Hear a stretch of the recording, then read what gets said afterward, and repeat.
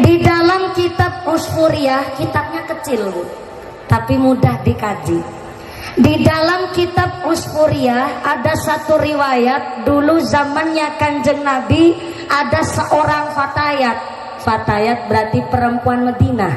Fatayat itu antara umur 25 sampai 45 tahun.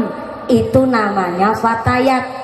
Jadi kalau di Lampung Tengah ada ibu-ibu umurnya 49 tahun kok masih pakai seragam fatayat, itu namanya fatayat kadaluarsa. Fatayat expired namanya.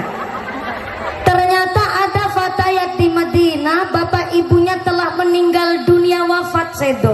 Satu ketika sang fatayat lagi tidur, ternyata mimpi kerawuhan bapak ibunya yang telah wafat. Dan di dalam mimpinya sang fatayat ini melihat bapaknya dan ibunya yang telah wafat tempatnya berbeda di akhirat. Bapaknya berada di sorga, tapi istrinya berada di neraka. Bapaknya di sorga itu pegang ceret. Sebentar, ibu tahu ceret enggak? Ceret itu berarti teko besar. Yang kecil kan teko. Mumpuni, ini teko. Pak Bupati, Pak Haji Musa Ahmad, ceret.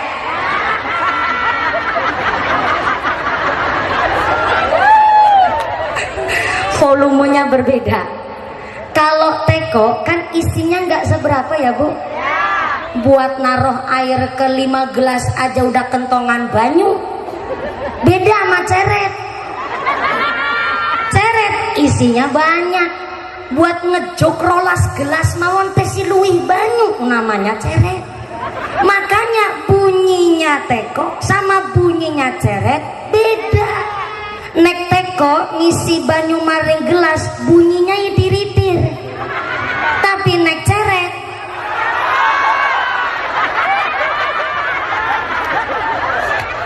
Pak Bupati, bukan saya yang bilang Pak, ini masyarakat mendengar. Mumpuni tiritir. Pak Bupati, ya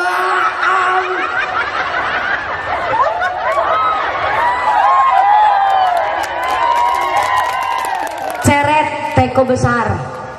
Bapaknya sang fatayat yang telah meninggal dunia, di dalam mimpinya sang fatayat ternyata bapaknya berada di sorga.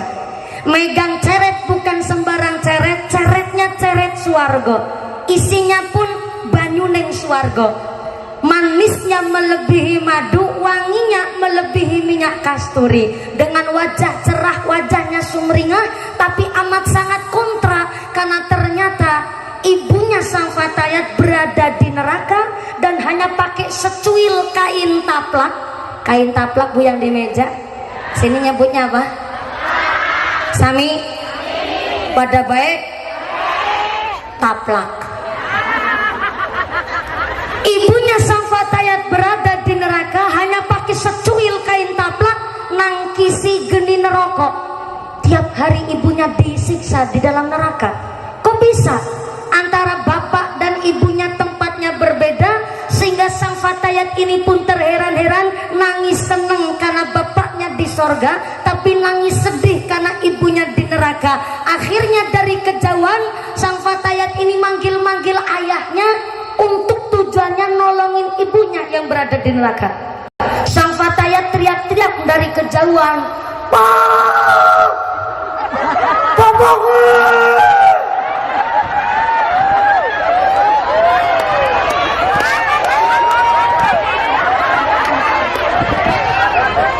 Pertama, jaraknya jauh.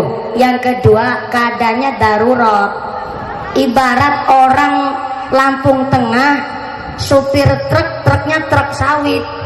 Pas nanjak, ternyata truknya ora kuat, langsung nyuruh sama kenetnya, "Toh, ganjel toh. Toh, ganjel toh." Sing guyu berarti ngerti yang lagi viral. Namanya keadaan darurat, ya jelas mestinya teriak-teriak. Seperti idealnya sang fatayat ini teriak-teriak manggil bapaknya supaya nolongin ibunya yang berada di neraka. Tapi apa respon dari bapaknya di sorga? Ternyata sang bapak hanya tersenyum dan tidak mau nolong istrinya. Akhirnya sang fatayat ini ngebatin, ya Allah, Rama biungku, jangan-jangan dia waktu urip ning alam dunia nanti meteng lahir aku pada saling cinta apa ya. Akhirnya sang fatayat memberanikan diri, masih di dalam mimpinya dia berusaha nembus ke dalam neraka ingin nolongin ibunya. Tapi baru saja sampai di depan pintu neraka, sang fatayat ini tangan kanannya, lengannya kecipratan geni neraka. Karena ternyata dia mimpi tangannya kecipratan api neraka. Akhirnya sang fatayat terbangun. Setelah bangun dari mimpi ternyata tangan kanannya sengkleh. Bayangkan, baru cuma mimpi kecipratan api neraka, baru terbangun ternyata tangan kanannya sengkleh. Ya Allah, apalagi sampai mampir ke neraka, Bu. Na'udzubillahi min.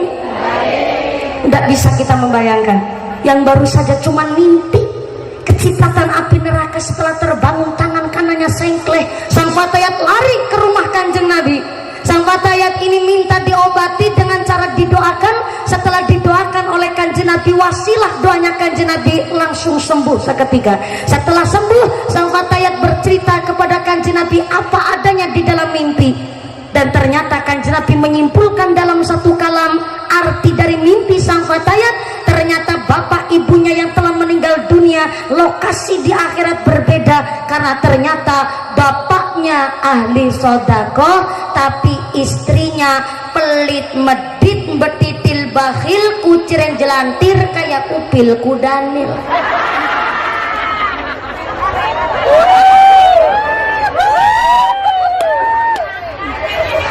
Setiap suami mau sodakoh, istrinya pasti negor, ya sodakoh terus.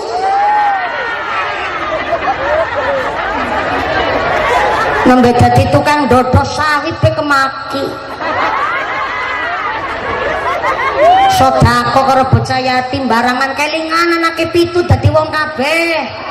Langka sing dadi cempek. Setiap istrinya negor karena gara-gara suaminya sodako. Setiap sodako suaminya pasti ditegur sama istrinya. Maka maaf, sang fatayat ini bapaknya memang ahli sodako, tapi sebelum sodako ke yatim-yatim piatu karena nafkah istrinya telah cukup. Nih perlu diperhatikan bagi bapak-bapak, sodakoh suami yang terbaik sebelum sodakoh ke masjid, sebelum sodakoh ke anak yatim-yatim piatu, maka sodakoilah terlebih dahulu istri sendiri.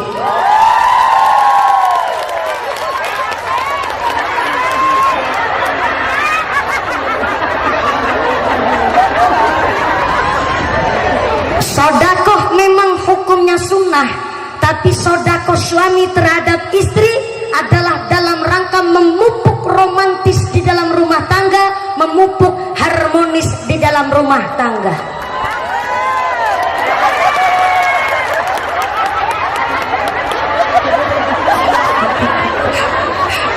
Bapak-bapak ngebatin ini salah undang kiai nih. Gimana?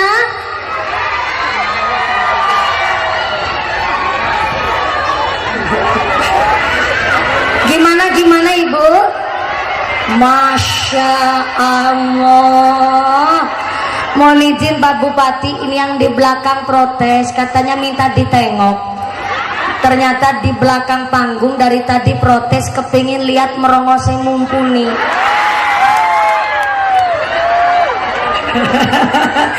Siap, begini. Yang di belakang, wah ngajinya persis lagi piknik tamasya ini, Bu. Di bawah pohon beringin, bawa tikar sendiri karena nggak kebagian snack. Kebagian snack nggak? Kebagian snack nggak? Nggak kepada kebagian snack. Bulan 5 kate sing kasih. Jam berapa? Jam 5 pagi. Sampai sini tetap gak kebagian snack. Yang penting di rumah snacknya banyak. Mentale wong Lampung Tengah, mentale wong sugih. Di dalam kitab Sarah Riyadhus Shalihin dijelaskan barang siapa meja rumahnya gak pernah kosong, minimal ada 2 toples isi jajan yang enak, tapi diniatna kanggo nyuguh tamu, kanggo nyuguh aja nggo ngemil dewek. Diniatkan kanggo nyuguh tamu tuh toples di meja, ada yang bertamu ataupun gak ada yang bertamu, tapi karena mejanya ada toplesnya, maka saban isuk malaikat rahmat datang ke rumah panjenengan memberikan keberkahan kepada orang-orang yang suka nyuguh tamu. Allahumma amin, Allahumma. Jadi walaupun di sini pengajian Akbar Al Hidayah sampean gak kebagian snack, yang terpenting nang omah mejane pada diisi top, tapi aja toples kos, toples sana isine justru jajannya yang enak. Domiana toples sini rengginang memes, melas malaikat mangan jajan alot. Yang belakang gak bisa lihat raine mumpuni, ndak masalah, yang penting suaranya jelas. Betul? Setuju? Yang belakang cuma lihat punggungnya mumpuni nggak masalah, yang penting suaranya jelas. Sepakat? Ya kan ini ngajinya sampai jam berapa tadi? Jam 2 sore. Ya Allah, ibunya kuat ngaji sampai jam 2 sore kuat. Bapaknya sanggup? Bapaknya sanggup, ibunya kuat nyora melu-melu.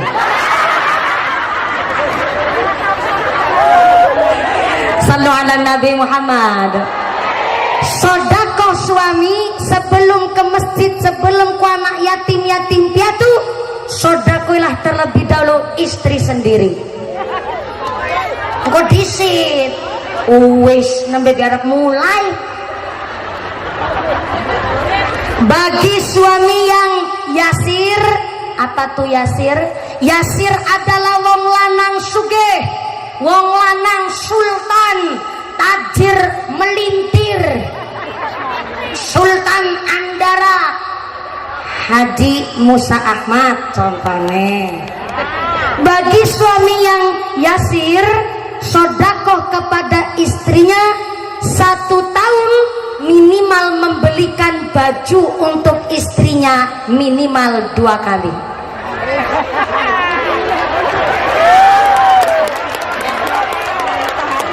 Itu adalah sunnah sodakoh suami terhadap istrinya.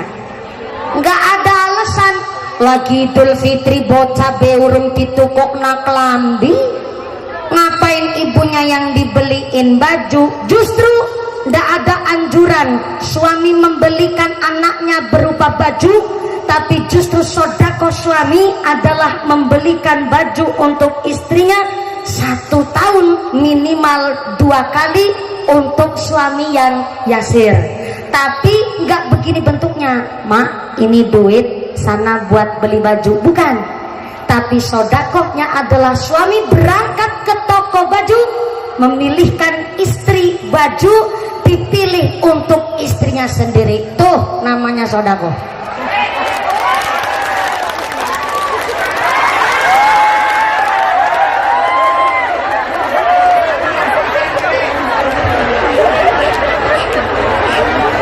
Bapak-bapak masih protes, mumpuni wong ora ditukokno klambi mawon, wong wadon baju udah 7 lemari. Alidaya gawe seragam, muslimatan gawe seragam, fatayatan gawe seragam, PKK gawe seragam, dibaan gawe seragam, marhabanan gawe seragam, yasinan gawe seragam, sampai nganter putrane sekolah, anake sing sekolah, ibune sing seragaman. Senam bikin seragam, goes bikin seragam, nganti gosip aja digawekna seragam. Baju nganti 7 lemari. Lihat bapak-bapak kawit 2017, bajunya multifungsi. Hajatan, kondangan, takziah, jumatan, yasinan, RT-an, kumpulan, ketemu Pak Bupati, sampai wingi dol pitik maring pasar. lambine siji kuwe be gambar partai.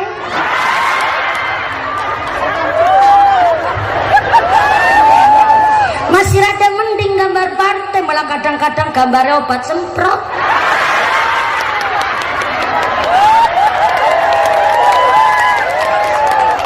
Gak pernah wong lanang protes. Maka bagi suami yang yasir, sodakoh kepada istrinya, membelikan baju untuk istrinya 1 tahun minimal 2 kali. Tapi maaf, bagi wong lanang sing pas-pasan alias rodo kurang mampu, memberikan sodakoh kepada istrinya, membelikan baju 1 tahun maksimal 1 kali. Wispol maksimal 1 kali. Sampai baju pun seorang suami nggak mampu untuk membelikan istrinya, maka ternyata sodakoh suami yang paling murah tapi paling romantis, ngecup kening istrinya aben mulanya bahasa Cilacap ngapak campur Lampung Tengah dadi ana mulanya. Tadi bagus tuh mulanya.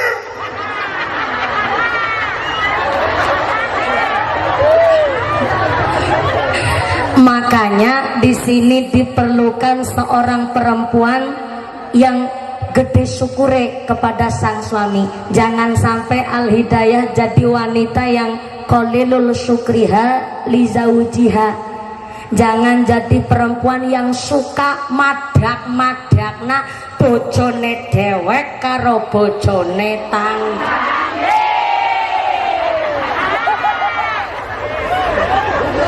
Dumeh wong sugih anak wadon siji-sijine dipet bojo nang wong lanang, terus ngucap sing wadon, kemutan bojo karo aku mau modal kolor-kolor tok,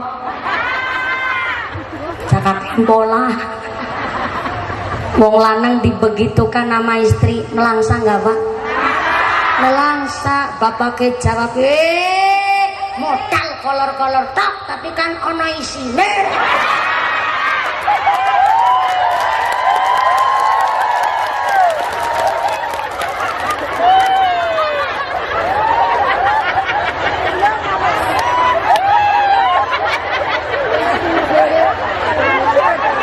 Mulanya ibu tiap pagi sing rajin, sing ayu, sing wangi. Jamaiyah Al-Hidayah kalau pagi maaf keleke semprot karo lengawangi. Walaupun masih pagi belum mandi, yang penting rapi. Remane rambutnya disisirin dulu, dijilbabin. Ibu udah siap di depan pintu nganter suami mau berangkat ke kantor Kuala Lumpur.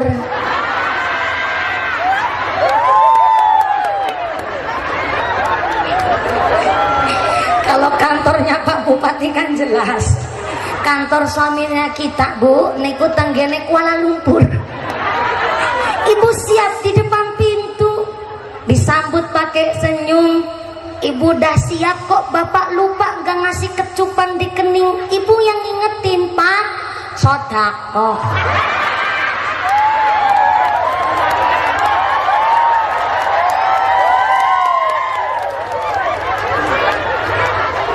Mulane ayuna aja mangkat kondangan tok. Mangkat kondangan nek celakan lan cipek kecelurit Madura. Nek kincuan kedele koyo iwak lohan. Kondur kondangan ra nggawa payung udan terus celake blobor kaya grandong.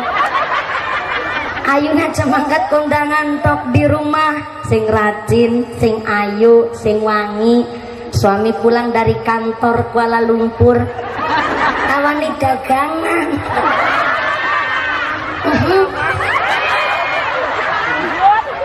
Ayam papi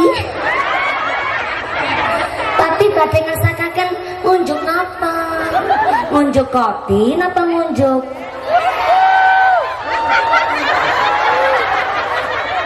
susu? Wedang teh.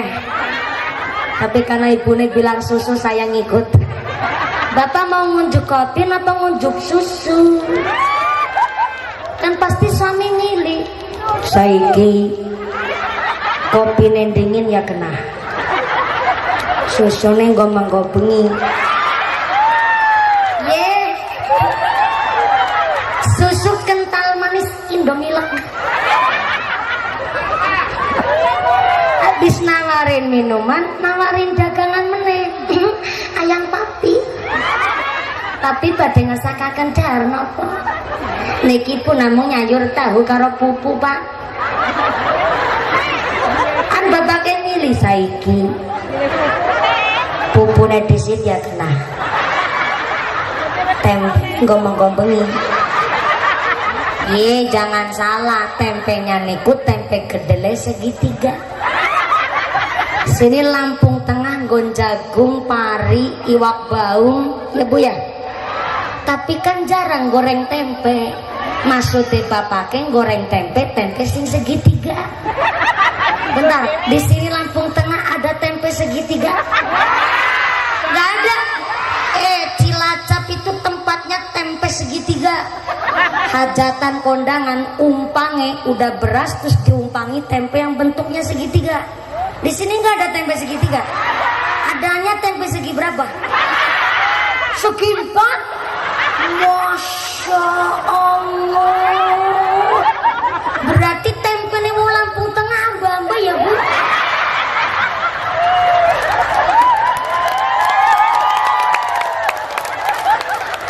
Bentar, sampai keprok maksudnya apa? Ini lagi menceritakan tempe kedele. Bu Sartina pada salah paham banget. Suami yang ahli sodako sama istrinya membentuk rumah tangga yang harmonis. Tapi kalau suami nggak pernah sodako sama istrinya, maaf turu beatu bokong. Sebelah madep ke kanan, sebelah madep kiri, adu bokong. Kalau suami nggak pernah ngasih sodakoan sama istri, maaf, jangankan malaikat, bocah aja nggak betah di rumah Bu. Karena nopo uring-uringan mawon, adu argumen mulu. Tapi kalau suami istri saling taunya akan sodakoh di dalam rumah tangga, jangankan malaikat, bocah pun betah di rumah. Maka inilah kenapa ada Jamiah Al-Hidayah dibentuk oleh Partai Golkar. Dari fraksi apapun datang silahkan monggo. Dari Muslimat Aisyah, bahkan dari saudara kita orang Bali pun mau ikut ngaji, monggo silahkan. Wong ini kita kaji supaya mampu membentuk ibu rumah tangga yang solihah, keluarga ingkang mawaddah warahmah wasakinah, tentu keluarga yang adem ayem tentrem. Maka seorang suami mampu memberikan sodakoh kepada istrinya, membentuk istri ingkang solihah, jauh dari keluarga yang pelit, betitil, bahil, kucren jelantir kayak upil kudanya.